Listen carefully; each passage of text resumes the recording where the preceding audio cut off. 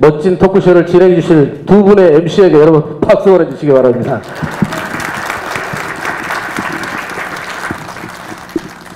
네. 우선 제가 주인이니까 먼저 얘기를 시작하겠습니다. 우선 토크쇼는 우리 세대에게 잘 맞지 않거든요. 우리 도정환 의원님께서는 이제 자유분방하게 그러면서 또 이제 그 억압된 사회 속에서 또 제한된 생활을 하셨습니다만 이게 이제 혁신이고 아마 진하고 그런 거 아닌지 모르겠습니다. 우선 의자부터가 참 저한테는 불편합니다. 예. 오늘 우리 수준 높은 강의 들었죠. 근데 결국 우리 이제 인간을 물질적으로 풍요롭게 하는 것은 과학이지만 사람의 마음을 풍요롭게 하는 것은 인문학이 아닌가 싶습니다. 그래서 제가 이제 들으면서 이 괜히 토크한다고 그랬다 그 시간 동안에 우리 도정환 시인님의 더 좋은 얘기를 들을 걸 하는 그런 후회도 해봤습니다만, 그러나 아까도 말씀드렸습니다. 참 어려운 자리 이렇게 해주셔서 너무 감사하시고요.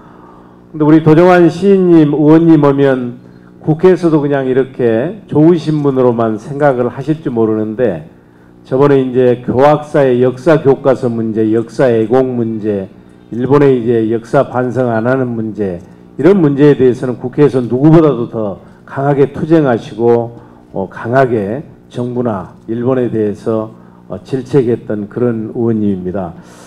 자, 이제 먼저 박수 치시려면 크게 한번 치시죠. 제가 먼저 이제 우리 의원님께 아마 제 궁금증이라기보다는 여러분의 궁금증을 하나 질문을 하겠습니다. 저는 이제 이런 생각들을 많이 가지고 계실 것 같아요. 우리 도정환 의원님은 시인으로 그냥 남으셨으면 국민 모두로부터 존경을 받을 수 있었을 텐데, 또 이제 우리가 흔히 그 시인들께서는 순수하고 마음이 청정하시고 이렇게 생각을 하는데, 민주당을 선택하면서 민주당을 지지하지 않는 나머지 분들로부터는 저는 존경을 잃어버렸을지도 모르겠다, 이런 생각이 들거든요. 그래서 우리 민주당 입장에서는 너무나 필요하신 훌륭하신 분이라서 모시기는 했지만, 우선 본인께서 정치권에 들어오시면서 매우 결정하기 힘들었을 텐데 이 불신받는 정치권을 선택하신 그 이유, 그리고 지금의 심경은 어떤지 한번 여쭤보고 싶습니다. 네,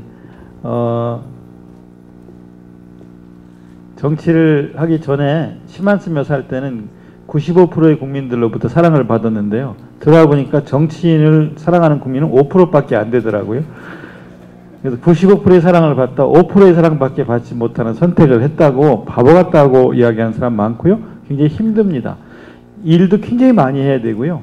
죽어라고 일하고 죽어라고 욕먹는 직업이 정치라는 거를 1년 반 동안 아주 뼈저리게 깨닫고 있습니다. 제가 첫 등원하던 날 많은 축하 화분들이, 난화분들이 왔는데요. 그 화분 속에 근조 화분이 섞여서 왔습니다. 검은 리본에 근조라고 쓴 화분을 받았습니다. 그러니까 아까운 시인 하나 죽었다고, 너는 죽었다, 이렇게 근조 화분을 받은 사람은 아마 정치인 중에 저밖에 없을 겁니다. 근데 다른 화분은 다 아름다운 가게 기증을 하고 그 화분 하나는 제 책상에 놓고 매일 지켜보고 가꾸고 그 리본 그대로 달고 책상에 놓고 있습니다.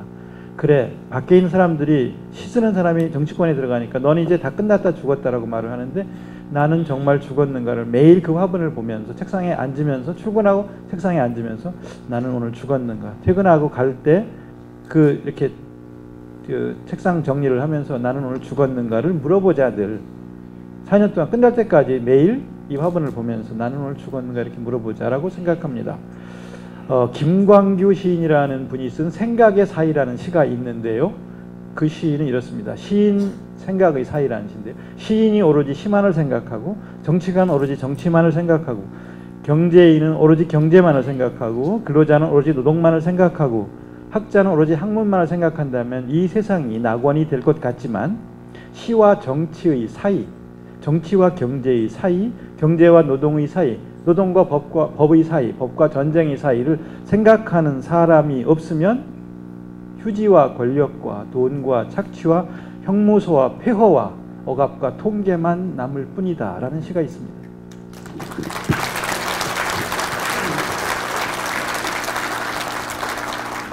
그러니까 시와 정치의 사이, 이런 시와 정치 사이를, 그러니까 정치와 경제의 사이, 이런 걸 고민하는 사람이 있지 않으면 이 세상은 이렇게 휴지와 권력과 억압과 착취와 폐허 이런 것만 남을 뿐이라는 거죠. 그러니까 누군가는 그런 걸 고민하는 사람이 있어야 한다는 거죠. 혼자 개인적으로 시만 쓰고 사는 것이 훨씬 좋습니다. 그러나 또 어떤 때는 제가 원하든 원치 않았든 그런 역할을 부여받는 거죠. 그런 옷을 입고 있는 거죠. 어떤 정치인의 옷을 입고 있는 거, 이 옷에 불과한 거죠. 역할이죠. 주어진 동안 이것도 내가 왜 이런 역할을 맡았을까를 생각하면 속상할 때도 많고 너무 무겁습니다. 주어진 기간 동안 이것도 고맙게 생각하고, 내 인생에 오는 것은 시련이든 고통이든 행복이든 상처든 모든 것들을 고맙게 생각하고 그 시간을 통과해야 되는 어떤 이유가 있을 것이다. 그리고 주어진 역할에 최선을 다하지 않은 생각을 하고 있는 겁니다. 이렇게 요거도 먹는 것도 무슨 이유가 있을 거다라고 생각을 하고 있습니다. 예, 박수 쳐주시죠. 정치권에 들어오셔서도 시를 좀 쓰셨나요? 계속 쓰고 있고요. 정치권에 들어오면 못 쓸 거라고 생각했고 저도 그렇게 생각했거든요. 근데 지금 1년 반 동안 굉장히 많은 시를 썼습니다. 계속 쓰고 있습니다.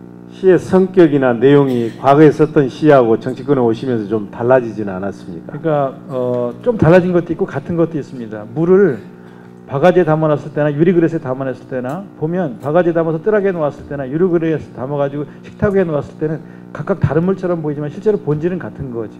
그러니까 제 마음의 시심의 본질은 달라지지 않았기 때문에 시가 계속 쓰여진다고 생각하고요.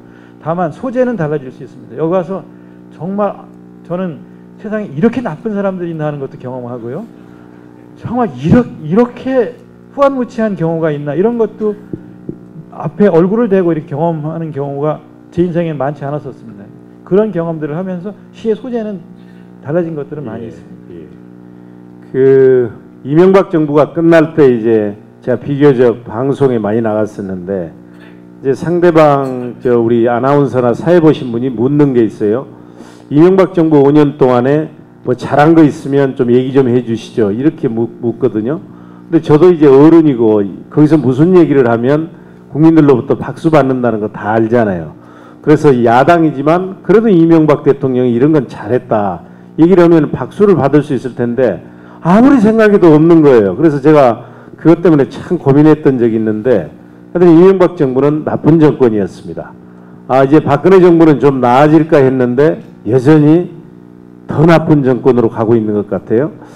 제가 말씀드리고 싶은 것은 지난해죠. 아마 우리 도종환 시인님의 시나 산문이나 글들이 교과서에 많이 있었던 걸 삭제하려고 했지 않습니까? 근데 네. 많은 분들이 그 후에 삭제가 됐는지 그때 신경은 어찌했는지 그런 걸 알고 싶어 하실 것 같은데 한 말씀 해주시죠. 교과서에 실린 시들을 이제 빼겠다고 얘기했을 때 괜히 정치권이 들어와서 시까지 곤욕을 치르는구나 그런 생각을 했고요. 속상했고 마음이 아팠는데요.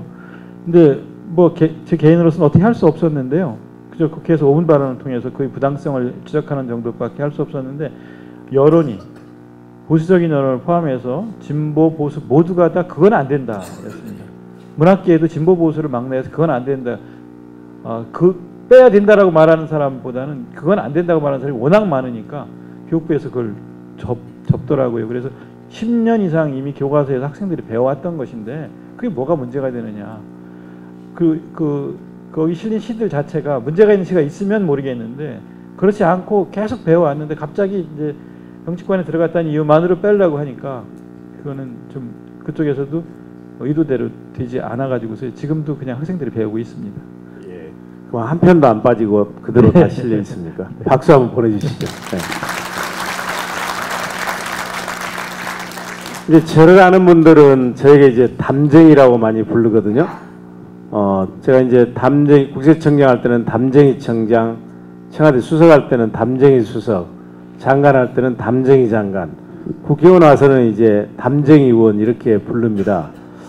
그 이제 역사를 우리 도종환 의원님은 잘 알아요. 제가 이제 국세청장이 됐을 때 실은 역대 대통령들께서 모든 국세청장은 기업에 대한 세무조사권을 가지고 있기 때문에 자기의 신복들, 바꿔서 얘기하면 자기와 운명을 같이 할 수 있는 사람, 비밀을 공유할 수 있는 사람, 이런 분들을 임명을 했거든요. 근데 노무현 대통령을 저는 임명장 받을 때 처음 뵀어요. 그러니까 신기한 것이죠. 어떤 분들은 노무현 대통령을 비판도 하시지만 저는 그런 면에서 노무현은 다른 사람이었다. 그분 생각은 권력기관으로 인식되던 국세청을 어떻게 하면 국민의 기관으로 바꿔볼 것인가, 그 생각만 가지고 그냥 전문성 하나 인정해서 저를 청장으로 임명을 한 거였습니다. 그래서 이제 국회 인사청문회를 거쳐서 청장으로 갔는데, 가서 이제 대통령께 제가 보답할 수 있는 길은 국세청을 바꾸는 것뿐이었습니다. 그래서 국세청 대대적인 혁신에 들어갔죠. 지금 서울시장으로 계시는 박원순, 그때는 이제 아름다운 가게 그걸 하고 있을 때였습니다. 박원순 시장을 저와 국세청 공동혁신 추진위원장을 맡아가지고 접대비 실명제도 도입하고 특별 세무조사도 폐지하고, 하여튼 그때 2003년도 신문이나 언론을 보면 청장밖에 아니었는데도 온 세상을 떠들썩하게 많이 했었습니다. 그러다 보니까 이제 무슨 현상이 일어나냐면 이제 투서들이 들어가는 거예요. 대통령의 신복이고 그러면 투서를 해봐야 효과가 없잖아요. 근데 이용섭은 보니까 직업 관련돼 흔들면 흔들어질 것 같고, 그러니까 불편한 사람들이 저항을 시작한 겁니다. 실은 혁신은, 저항이 없는 혁신은 혁신이 아닙니다. 혁신은 현재 있는 것을 바꾸기 때문에 필연적으로 저항이 따르는 겁니다. 그래서 이제 저항 관리가 혁신에 있어서 가장 중요한 과제죠. 그래가지고 이제 제가 하도 속상하잖아요. 그래서 문재인 당시 민정수석인데 제가 민정수석을 찾아가서 이거 한번 조사 한번 해주십시오. 투서 내용이 두 가지였어요. 하나는 호남 사람 봐준다. 두 번째는 제가 재무부 출신이라서 재정경제부 사람 봐준다. 이걸 조사를 해달라고 그랬어요. 그래 안 하면 이게 버틸 수가 없다. 그렇게 이제 조사를 하는데, 이제 우리 민정수석이 나는 조용히 조사를 해줄까 했는데, 그때 국무총리실에 조사시민관실이라고 있는데 여기서 사람들을 많이 보냈어요. 그래서 방을 하나 잡아가지고 조사하면서 그때 우리 직원들이 한 18,000명이 됐는데 전국에 알려진 거예요.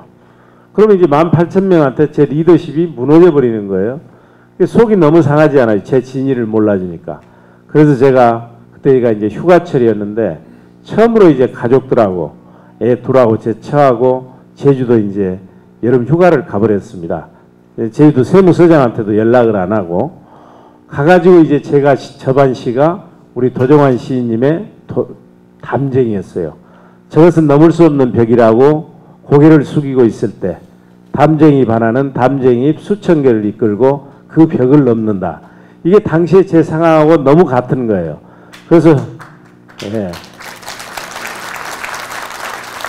그래서 휴가를 갔다 와가지고, 물론 이제 국무조정실에서 조사한 건 혐의 없음으로 끝났죠. 혐의 없음으로 끝났는데 갔다 와서 우리 18,000명한테 아무 얘기도 안 하고 도정환 시인의 담쟁이를 보냈어요. 그랬더니만 이제 뜻있는 국세청 직원들이 나선 거예요. 청장이 혁신하면서 얼마나 힘들면 저 시를 보냈겠느냐 하면서 이제 제 별명이 담쟁이가 됐는데, 이제 그 사람들이 담쟁이로 불러줬는데 저도 그 시가 너무 좋은 거예요. 그래서 옮기면서 제 스스로 이제 담쟁이란 그 명칭을 썼는데, 많은 분들이 저한테 그렇게 물어봅니다. 이 담쟁이 시의 저작권을 가지고 계신 도정환 시인님한테 허락 맡았느냐 그랬는데, 그거 한번 제가 얘기해봐야 안 먹어주니까. 저도 언론 보도를 보고 당시 담쟁이 청장, 담쟁이 장관이라는 분이 있다는 걸 알았어요. 장관, 지금 말씀하신 대로 이제 국세청에 계실 때 담쟁이 청장이라는 별명을 얻었는데, 장관 되시면서 장관 취임식에 취임사를 이렇게 써줄 거 아닙니까? 근데 담쟁이 이 시를 읽으셨어요. 그래서 취임사에 시를 읽으신 뒤에 또 시를 읽고 나서 담쟁이 장관이 되겠다고 말씀하셨다는 거를 제가 듣고서, 야, 참 정말 이렇게 그 시를 이렇게 깊게 이해하고 자기 시로 가져가서 자기 삶에서 이렇게 쓰시는 분이 있구나, 고맙다고 생각을 했는데, 다만 저작권이 있다는 걸, 저작권법이 있다는 걸 잘 모르셔가지고서 저작권을 안 내고 쓰시는 거예요.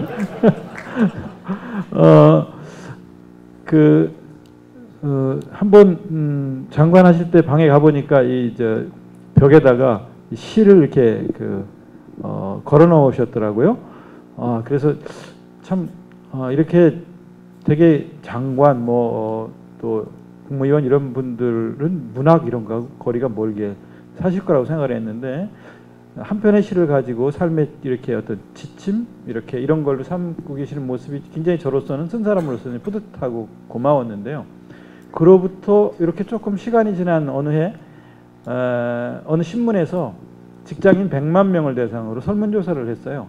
내 인생의 시 한 편을 써주세요. 내 인생에 간직하고 싶은 시 한 편을 써주세요라는 설문조사를 한 바가 있는데 그 100만 명 대상 설문조사에서 담쟁이가 1위를 했어요.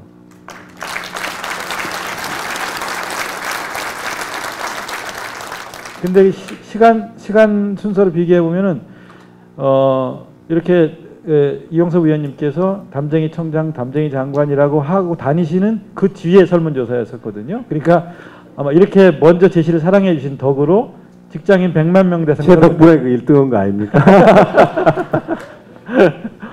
그래서 의원님 덕분에 이게 이렇게 1위를 한 건 아닌가. 어쨌든 그 뒤에 이 시가 이제 그래서 많이 알려지고 많은 사람들의 사랑을 받고 교과서에 실리고 뭐 이러다가 이제 지난번에는 대선 때도 막 이렇게 캠프 이름도 되고 그랬습니다만은 이제 대선 때 캠프의 이름이 되면서 국민 전체가 거의 다 알게 되었지만 그 전에 이미 의원님의 별명이 담쟁이 장관, 담쟁이 청장이었고 또 이렇게 활동을 하시면서 늘 담쟁이 시를 로고처럼 이렇게 먼저 그걸 쓰신 분은 먼저 사랑하시고 먼저 이거를 인생의 어떤 그 지침으로 삼으신 분은 의원님이셨습니다.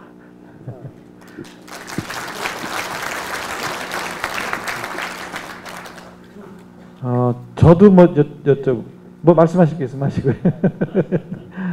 그런데 이런 의원님께서 말하자면 지난 1년 반 동안 제가 국회 들어가서 뵈니까 정책위장을 주로 하시면서 어떤 사안별로 의원총회를 할 때 어떤 법이나 제도가 문제가 되면 즉석에서 나와서 그 법에 대한 설명을 쫙 해주십니다. 내용은 이런 거고 지금 이렇게 반대하는 사람이 있지만 실질적으로 이렇게 전개되어 온 것이다. 이런 어떤 제도와 법에 대해서 그 자리에서 의원총회 때마다 나와서 설명을 하실 때 보면 저렇게 밝고 해박한 분이 계신가, 어떻게 저렇게 사안 하나하나를 저렇게 깨고 계시는 분이 계신가, 이런 생각을 하면서 참 놀랍고 대단한 분이다라는 생각을 하고 존경을 저는 하고 있습니다. 그러면서도 이렇게 그런 거를 막 드러내거나 막 이렇게 과장하거나 뭐 허세를 부리거나 이러시지 않고 늘 겸손하시고 그러면서 꽉 찬 실력을 갖고 계시는 이런 분이 참 소중한 분이 앞으로 우리 대한민국의 정치, 특히 야당의 그 실력 있는 야당으로 만들어가는데 중요한 선장을 해주셔야 될 분인데 얼마 전에 이제 이 광주를 위해서 일을 하겠다고 이제 출마 선언도 하셨죠. 그래서 저로서는 광주만을 위해서 일하시는 것이 아니라 나라 전체를 위해서 일하셨으면 더 좋겠는데 또 광주를 위해서 일하시겠다고 하니까 저로서는 좀 아쉽고 뭐 좀 섭섭하고 뭐 서운하고 이런 것도 있습니다. 가능하면 저는 좀 더 큰 일을 해주셨으면 하는 생각을 하는데요. 이렇게 방향을 잡으신 데는 어떤 이유가 있을 것 같은데 그 점을 저는 좀 이렇게 뵌 김에 좀 듣고 싶습니다. 예. 제 처가 이제 요즘 저에게 그런 얘기를 합니다. 능력도 안 되는 사람이 정의감만 높아가지고 가족들이 힘들게 한다고.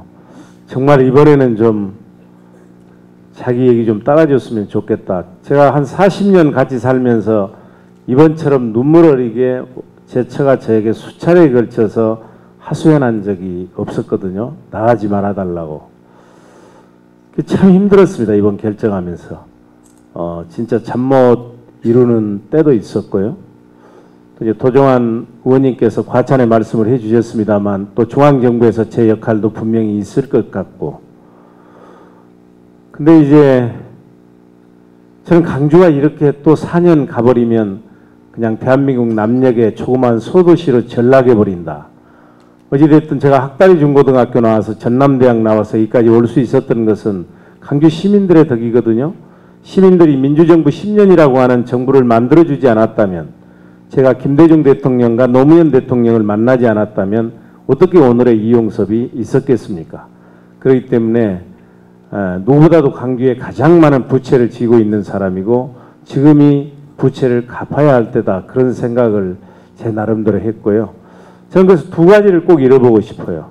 우리 시민들이 언제 어디서나 나는 강주 산다, 광주 시민이다, 강주 사람이다, 이렇게 당당하게 얘기할 수 있는 자랑스러운 강주를 한번 시민들과 만들어보자. 그래서 추락된 강주 시민들의 자존심을 회복시켜보자 하는 것이고, 두 번째는 우리 강주 시민들이 지금 정치권에 대해서 강한 불신을 가지고 있고 민주당에 대해서 지지율이 낮은 것은 오늘 살기가 어렵고 지난번 대선에서 패배했다고 저는 꼭 그렇게만 생각지 않습니다. 그건 미래에 대한 희망이었기 때문이거든요. 지난 대선에서 패배했다 하더라도 누군가나 우리의 먹고 사는 문제를 해결해주고 2017년에 우리가 정권교체를 이룰 수 있다면 우리 강주 시민들은 결코 좌절하지 않고 불신하지 않을 것입니다. 그래서 저는 저도 강주는 민주평화 인권의 상징이고 그리고 민주당의 심장이기 때문에 우리가 똘똘 뭉쳐서 새로운 광주 만들어서 우리 강주가 2017년 정권교체의 주역이 된다면, 그렇다면 우리 강주 시민들은 신나게 신명나게 또 새로운 역사를 쓸 수 있을 것이다. 이런 이제 두 생각 때문에, 중앙에는 또 우리 도정환 의원님처럼 좋은 분들, 훌륭하신 분들이 많이 계시기 때문에 감히 내려왔습니다. 이게 꿈이 아니라 현실이 됐으면 좋겠습니다.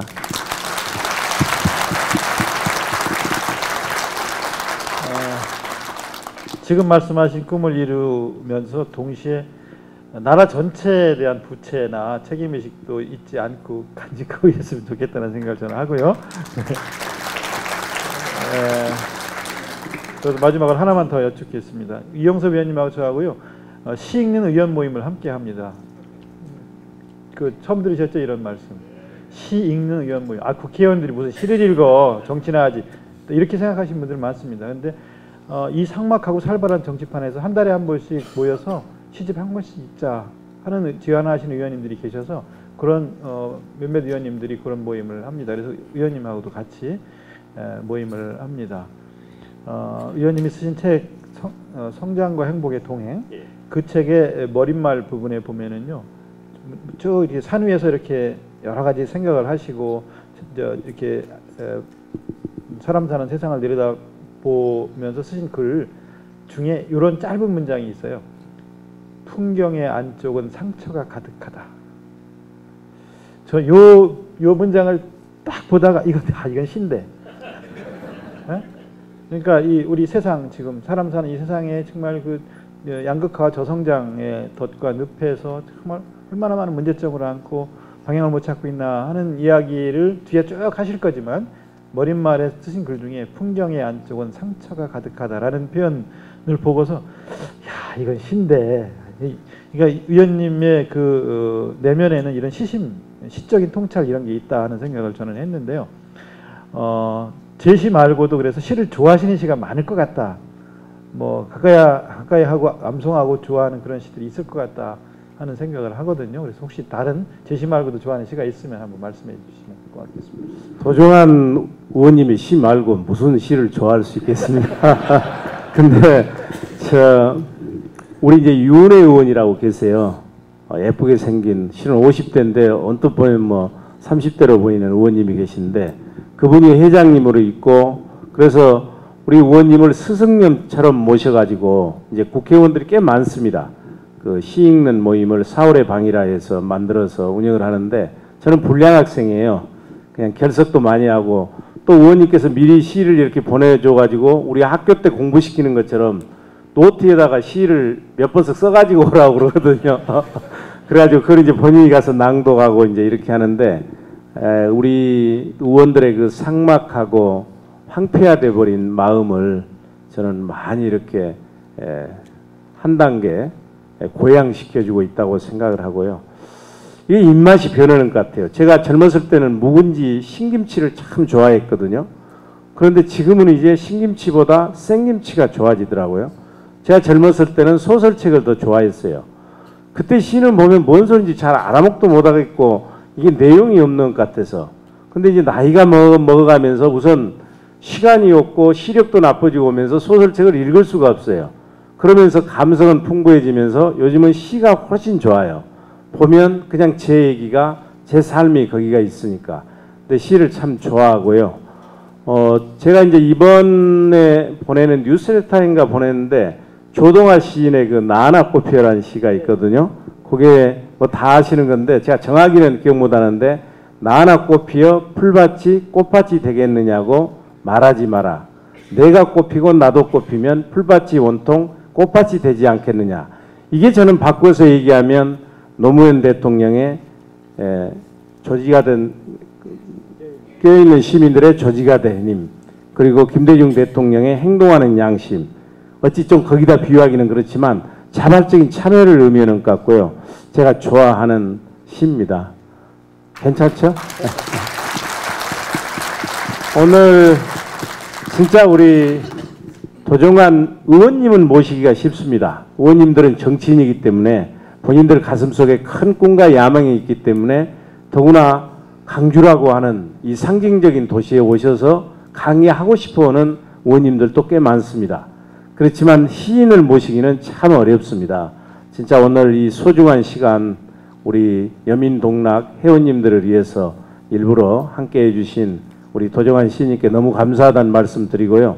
제가 알기로는 이 모임의 시작이 3시 반인가 시작했는데 지금 6시 반이니까 거의 인내심의 한계를, 우리가 토크를 하도 잘해서 그렇지 인내심의 한계를 벗어나고 있거든요. 그래서 대강 여기서 마무리할까요? 네. 예, 너무 감사합니다. 박수 한번 보내주십시오. 예, 예.